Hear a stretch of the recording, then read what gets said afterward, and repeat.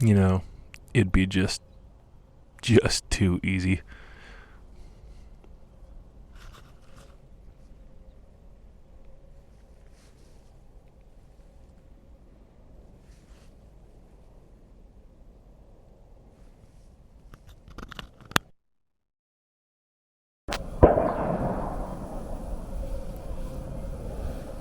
All right, now in the video,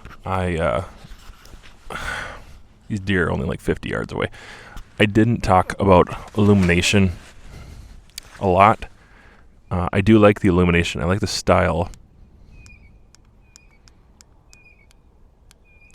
And the intensity, running it in a real world scenario right here against deer. We've got 5 deer. I can put it on. The sun has been going between the clouds, so I'm getting kind of a more dull light coming through, and then sometimes the clouds move and it's a little more direct. And I'm putting my reticle on 10 power on these deer, and the reticle works great. I can pick it up. The contrast is good. The red is enough. If I zoom in a little more, yeah, wow. Man, I could assassinate every one of these deer right now. I got 3 lined up, and it's not deer hunting, so I'm not doing anything, but just using this to actually look at them, that center dot looks really nice. When I bump it up in power, I still have a decent field of view. The red is enough. And I'm not quite at sundown. I still got 2 hours left. I can pick up that red against their skin, and it does contrast nicely. So if I felt like there was too much black or too much dark, they're going into a shaded area, I do think the illumination would be sufficient to do what it's supposed to do. Man, they are just all stacked up here.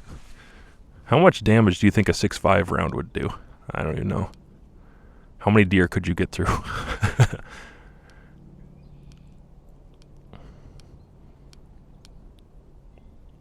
All right, I'm going to turn the illumination off. And with just being black contrast is really good. Let's move way down. I would still feel comfortable taking shots with the reticle on 6 power here at about 50 yards away from me. If that. Yeah, I suppose they are about 50 yards away. I'd still be pretty comfortable. They are walking right up to me. I don't know if these deer are going to live long, but I'm more comfortable with the reticle around 10 power. Field of view is excellent, though. For being a 6-36, it's a very capable optic.